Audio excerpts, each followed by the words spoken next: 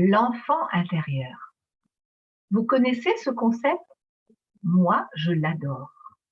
L'enfant intérieur, c'est la partie de moi, c'est peut-être le tout petit enfant, le petit bébé, ou peut-être l'enfant de 4-5 ans ou un peu plus grand, ou peut-être même l'adolescent.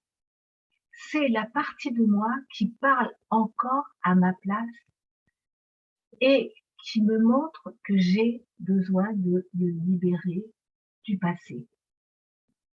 Donc j'ai créé pour vous des accompagnements pour aller à la rencontre de votre enfant intérieur, pour lui redonner la parole, pour l'écouter dans ses besoins, le rassurer et faire qu'il se libère et qu'il retrouve de la sérénité et de la liberté d'être. Et un enfant intérieur libéré, c'est un adulte libéré qui se sent bien dans sa vie. Je vous propose mes accompagnements et vous souhaite le meilleur.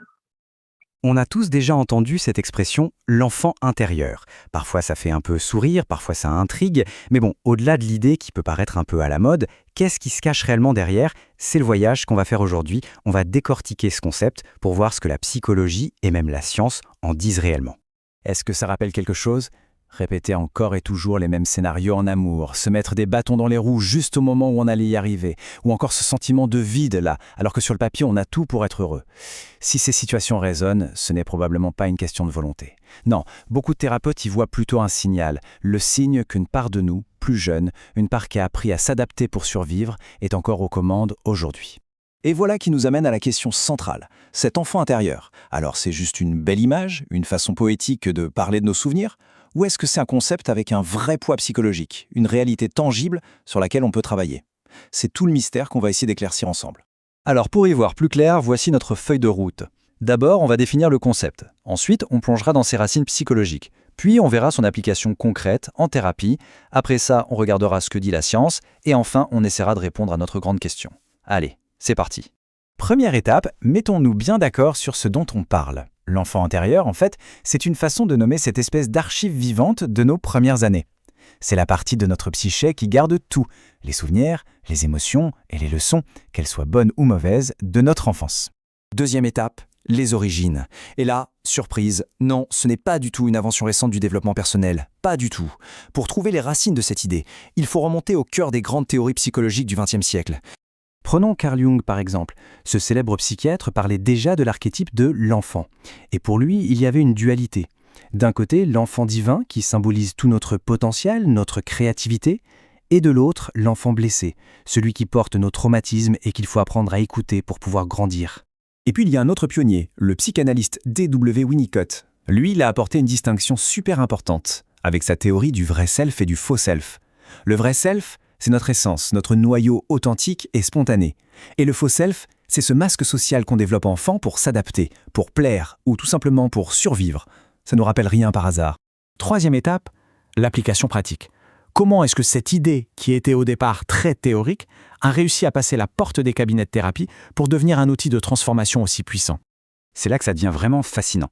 On voit comment l'idée s'est transformée en stratégie concrète. Par exemple, l'analyse transactionnelle, elle nous parle de notre état du moi enfant. Des approches plus récentes comme l'IFS nous invitent à carrément dialoguer avec nos parties intérieures blessées. Et la thérapie des schémas, elle nous apprend à activer notre adulte sain pour prendre soin de nos modes enfants. On n'est plus dans la métaphore, là c'est un vrai levier de changement. Quatrième étape, le test de la réalité. C'est bien beau une belle théorie, des outils thérapeutiques, mais est-ce que ça marche pour de vrai? Est-ce que les effets sont mesurables? Bon, c'est le moment de laisser parler les chiffres. Prenons une étude vraiment importante publiée en 2025. Elle a suivi 56 personnes. Et le détail qui change tout, c'est que toutes ces personnes avaient un passé documenté de traumatisme pendant l'enfance. Donc on teste l'approche là où les blessures sont les plus profondes. Et les résultats, ils sont vraiment éloquents. Ce graphique montre l'évolution du score de bien-être moyen des participants. On part de 35,1 avant le programme pour arriver à 56,6 après. Ce n'est pas un petit ajustement, c'est une amélioration qui est statistiquement significative et qui change concrètement la qualité de vie. Mais ce n'est pas tout, l'effet domino est assez impressionnant. La même étude a constaté une baisse vraiment notable des symptômes d'anxiété, de dépression et d'insomnie. Et tout ça en seulement 4 à 8 séances. Ça montre un impact qui est à la fois profond et rapide. D'accord, mais une seule étude, ce n'est pas une preuve. C'est pour ça qu'une revue systématique de 2025, qui a analysé plein de recherches sur le sujet, est si importante. Et sa conclusion est sans appel. Ces approches améliorent la conscience de soi, l'estime de soi et la résolution des traumatismes. Le consensus scientifique commence vraiment à se dessiner. Voilà, on arrive à notre dernière étape. Après avoir exploré l'histoire, la thérapie et la science, il est temps de rassembler toutes les pièces du puzzle et de répondre enfin à notre question de départ. Alors au final, cet enfant intérieur, qu'est-ce que c'est ?